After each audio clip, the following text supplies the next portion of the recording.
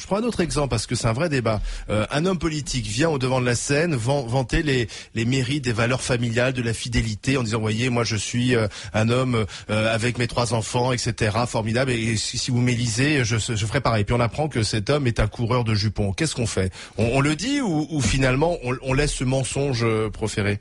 Je vais vous donner un exemple très concret, parce qu'aujourd'hui, le Front National a beau jeu de vouloir à ce qu'on déballe absolument les casseroles de tout le monde, sauf que au moment du divorce entre Pierrette Le Pen et Jean-Marie Le Pen, Pierrette Le Pen a raconté beaucoup de choses aux journalistes, des détails croustillants, et je suis très fière d'appartenir à un corps professionnel qui aurait pu sauter dessus pour faire vraiment du gore et qui ne l'a pas fait. Vous en parlez d'ailleurs. Maintenant, je peux vous donner un autre exemple. Il y a des fois... Quels étaient ces détails croustillants? je vous les donnerai pas.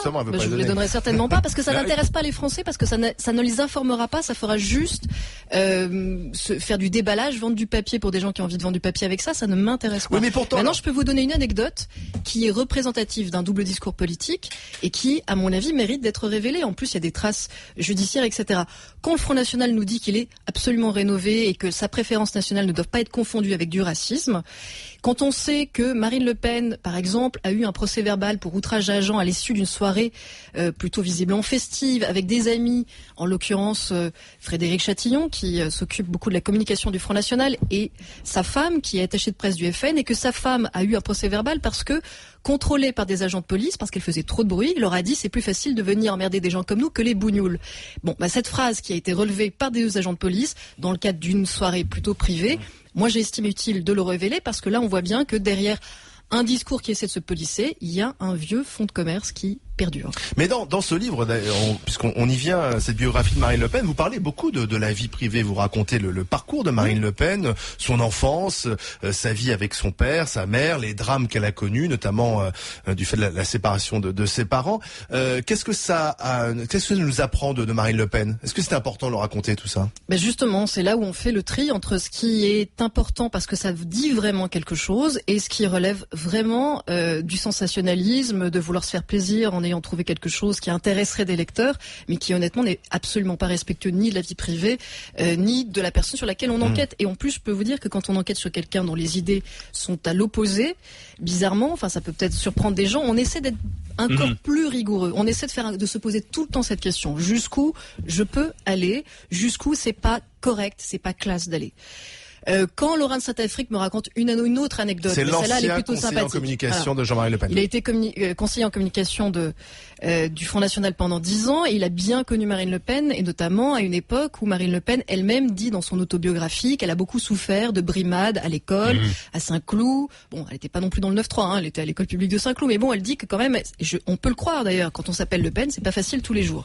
Et qu'au moment où son père faisait la une de tous les kiosques à journaux parce qu'il était soupçonné d'avoir torturé en Algérie, elle a particulièrement mal vécu le regard de ses camarades. Quand Laurent de Saint-Affrique me raconte qu'il se souvient d'elle revenant de classe au moment où son père fait la une de tous les kiosques à journaux, levant les 2 bras en l'air au milieu de sa classe pour dire le V de la victoire que fait son père et qu'elle se fait acclamer par ses camarades, c'est une anecdote qui relativise un petit peu. Ça remet en cause la légende. Voilà, la légende qu'essaie de raconter Marine Le Pen, mais qui a sa part de vrai. Ce que dit Marine Le Pen est probablement vrai. Elle a subi des brimades, elle a souffert du regard des autres.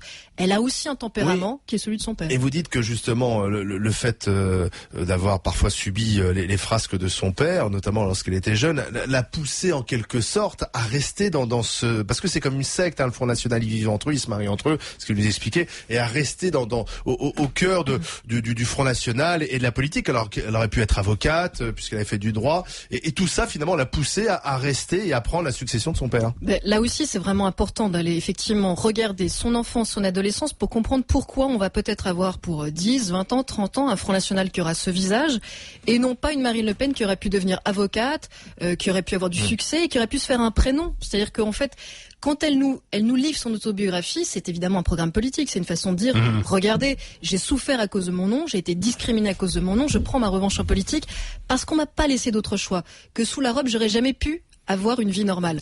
C'est pas vrai. Quand on interroge des avocats, ils vous le disent. Il y a des avocats d'extrême droite très marqués. On pense à Tixi Vinancourt, l'avocat de l'Algérie française. Mais il y en a plein d'autres qui, à Assas et dans le milieu du barreau, sont respectés. Parce que si vous avez un bon art oratoire, ce qu'a Marine Le Pen, si vous avez du talent, peu importe. Donc elle aurait pu être une avocate, une bonne avocate. Donc le passage intéressant dans sa vie, c'est de se dire pourquoi elle essaie pas de gagner sa vie à un moment donné. Elle a jamais payé de loyer, elle a toujours vécu à Montretout dans l'hôtel particulier dont papa a hérité. Elle essaye 2 ans de monter un cabinet à son nom. Elle est jeune avocate, aucun jeune avocat ne fait ça. Il y a personne qui monte un cabinet d'avocat sur son propre nom, surtout quand on s'appelle Le Pen. Au bout de 2 ans, elle le dit à moitié d'ailleurs. Elle se retrouve à travailler sur des dossiers du FN, et puis elle décide qu'il vaut mieux être payée 30 000 francs à l'époque, comme pour un 2/3 de temps, comme conseillère juridique du Front National. Et à partir du moment où elle revient... Donc elle a toujours été entretenue par le Front National. Alors ça, c'est vraiment une constante du clan Le Pen. Quand vous regardez, maintenant ça passe à la génération d'après, même à Marion Le Pen, qui a pris le nom de Le Pen alors qu'elle aurait pu continuer à s'appeler Marion Maréchal. La vocation politique l'emporte toujours, et quand même ce clan vit largement de ses mandats publics, donc des subventions publiques, donc des contribuables. Caroline Forest avec Fiammetta Wener, ce livre donc sur Marine Le Pen, livre enquête aux éditions Grasset. Les 3 questions vérités sur Marine Le Pen à suivre. On réécoutera aussi Richard Berry dans Les Grandes Gueules, parlant de Marine Le Pen en des temps plutôt crus, et vous l'avez cité dans votre livre. Et puis pour vous aussi, Pascal Boniface, qui vous critique. Il était il y a quelques jours sur RMC avec nous dans les GG, et qui parle des faussaires aujourd'hui, et vous faites partie des faussaires. Eh ben vous répondrez à tout cela. On a dit être dans les GG, mais je vais faire votre fiche de renseignement avec vous, Caroline Forest, c'est-à-dire vous demandez vos noms, prénoms, date et lieu de naissance. Caroline Forest, née le 19 septembre 75 à Aix-en-Provence. Situation de famille. Pacsé. Pacsé, avec une fille? Évidemment. Enfin, dans mon cas, évidemment. Mais... profession? Journaliste. Vos revenus? Je ne le sais pas. Comment ça, vous savez pas combien vous gagnez? J'ai une idée approximative. Mais c'est-à-dire alors, quelle est-elle? Je gagne un salaire au Monde, je gagne 800 € je crois, 600 € à France Culture, à peu près 2000 € au Monde, et le reste c'est des droits d'auteur. Et pour qui allez-vous voter en 2012? Alors ça je vous le dirai pas. Et quelle est votre préférence? Pour l'alternance. A tout de suite sur RMC dans les Grandes Gueules. Caroline Forest, Fiammetta Wener, c'est Caroline Forest qui nous accompagne aujourd'hui. Livre enquête sur Marine Le Pen aux éditions Grasset. On va réécouter ce que disait Richard Berry sur Marine Le Pen, puisque vous le notez, vous l'écrivez d'ailleurs dans votre livre. C'était une séquence mémorable dans les GG. Richard Berry sur Marine Le Pen. Bah, c'est terrible. On se demande s'il faut pas se barrer, quoi, de ce pays. C'est dramatique de penser que les gens, dans la grande majorité, ont envie de ce genre de changement-là, quoi. Parce que changement, d'accord, mais ce genre de changement me semble catastrophique, épouvantable, quoi. Voilà, c'était Marine Le Pen au second tour, et derrière Richard Berry continuait de décrire Marine Le Pen. Oui, avec des propos que vous jugez sexistes, puisqu'il dit il va falloir la démasquer comme femme et dire que Marine Le Pen est un homme. Marine Le Pen a des couilles et une bite, elle arrive masquée, mais en fait c'est un homme. Voilà ce qu'avait dit Richard Berry ici même. Et vous dites que c'est contre-productif. Oui, enfin, je veux dire, Richard Berry est comédien, il a le droit de faire des métaphores, il fait ce qu'il veut, mais je crois que ce registre-là est vraiment à éviter. On va pas, même quand on a un adversaire politique qui a des idées très loin de soi, il y a aucune raison de l'attaquer de façon sexiste. J'ai trouvé que cette phrase était effectivement limite. Alors, il est battu et de loin par le rappeur Cortex, pauvre garçon qui dans sa cave a trouvé très intelligent de promettre de violer Marine Le Pen. C'est juste odieux, c'est évidemment contre-performant, et c'est inacceptable sur Marine Le Pen ou sur n'importe qui d'autre. Les adjectifs concernant Marine Le Pen, justement. Premier adjectif, vous nous dites, elle est moderne, oui ou non? Elle est moderne sur le style et pas du tout sur le fond de ce qu'elle propose pour la France. Elle est raciste? Elle est pour la préférence nationale officiellement, ce qui a priori ne peut pas être qualifié d'entrée de raciste, mais quand on va dans le détail, c'est plus la préférence culturelle que la préférence nationale. Il y a toujours des Français qui sont soupçonnés de ne pas être d'assez bons Français, même dans l'armée, quand ils sont d'origine maghrébine ou autre, et certains propos de ses proches dans le privé laissent penser que l'ensemble forme une préférence xénophobe. Intelligente? Elle est, c'est pas à moi de le dire, elle se débrouille pas mal, elle a des qualités, je sais pas si elle est ultra intelligente, mais elle est pas non plus totalement conne. Antilibérale? Oui, alors c'est très récent, quand même, cette histoire. Moi, je trouve ça fabuleux au Front National qui viennent nous donner des grandes leçons d'État-providence et d'État fort face à la mondialisation, sans faire aucune autocritique. Or, il faut quand même se rappeler que le Front National a été pendant 30 ans le parti le plus ultra-libéral de France, celui qui voulait tout déréguler pour qu'on paye moins d'impôts et qu'il y ait moins d'État. Marine Le Pen fait clairement un tournant par rapport à son père sur ce sujet, mais tout en disant qu'il avait raison avant tout le monde. Donc il y a un petit problème. Bien entourée? Très mal entourée. Ouais, alors très mal entourée. D'abord, Elle a beaucoup participé à la scission au moment de la rupture avec Maigret. Elle a fait fuir un certain nombre de cadres du FN qui étaient terribles idéologiquement, mais qui étaient quand même organisés et structurés. Donc là, elle se retrouve avec une boutique un petit peu, on va dire, essorée, avec ce qu'il reste. Et au dernier cantonal, visiblement, il a fallu envoyer un mail pour présenter assez de candidats. Et quand on va dans le détail des candidats qui ont été présentés, on se dit que le paquebot n'est vraiment pas remis à flot. Elle est fêtarde? Incontestablement fêtarde. Incontestablement fêtarde. C'est-à-dire, qu'est-ce que ça veut dire, Marine Le Pen fêtarde? Elle l'a été, mais elle l'est encore? Ah, elle est peut-être un peu moins, oui, je pense qu'elle est un peu moins, mais c'est quelqu'un qui aime faire la fête. Elle sort, elle va en boîte de nuit, Eh ben, le soir du 21 avril 2002, ou en tout cas à la présidentielle, visiblement, elle était en boîte de nuit avec son ami Frédéric Chatillon. Non, mais elle continue d'y aller? Ah, je sais pas si elle continue d'aller en boîte de nuit là ces derniers mois, mais je sais que au paquebot, si vous voulez, au Front National, les anciens militants du FN, dont certains sont partis, quand ils vous décrivent Marine Le Pen et sa bande d'amis, ils appellent ça des jeunes cons, quoi. Pour eux, c'est les nightclubbers.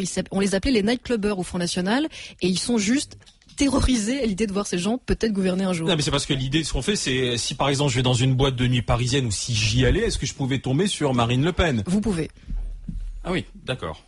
Enfin, oui, en même temps. Mais non, mais c'est parce on s'imagine pas Marine Le Pen aller en faire la fête dans les boîtes de nuit parisiennes où elle peut croiser tout le public. Elle peut, par exemple, montrer du doigt à ce moment-là, ensuite dans des interviews, dans des discours. Quoi. Oui, mais vous savez, la nature humaine est plus complexe que ça. Elle va pas montrer des gens du doigt en boîte de nuit. Son discours. Son fonds de commerce dont elle a hérité, qu'elle reprend volontiers, c'est effectivement de faire croire aux Français que tous leurs problèmes viennent de l'immigration. Mais comme toute personnalité politique, elle ne croit pas toujours à ce qu'elle dit. Dernier extrait pour Caroline Forest, un homme qui vous traite de faussaire à travers un livre d'ailleurs, parce qu'il s'en prend à ces experts qui courent les plateaux de télévision, il les dénonce. C'est Pascal Boniface qui était avec nous, le patron de l'IRIS, l'Institut de la Recherche Internationale et Stratégique, et vous figuriez dans la liste. J'ai vu ça. On écoute Pascal Boniface. Ses combats pour la laïcité, sur le droit des femmes, pourquoi pas, mais elle ment. Elle attribue des propos aux gens pour s'en offusquer. Le seul problème, c'est que les gens n'ont pas tenu les propos. Ils démentent, mais ils n'ont pas la même audience qu'elle. Et puis, on est dans un petit milieu où les gens se protègent mutuellement. Donc, il y a une impunité du mensonge. Vous mentez. Écoutez, il y a beaucoup de choses à dire sur Pascal Boniface, mais je vais pas avoir le temps. Pascal Boniface est très fâché que j'ai témoigné dans un procès qu'il a perdu parce que justement, il avait raconté n'importe quoi sur un ami journaliste algérien. Il est allé raconter n'importe quoi sur lui en Algérie. Pascal Boniface se présente comme un universitaire, il passe son temps en réalité à soutenir des régimes peu recommandables et à attaquer toute personne qui défend la laïcité, l'égalité ou les droits des femmes.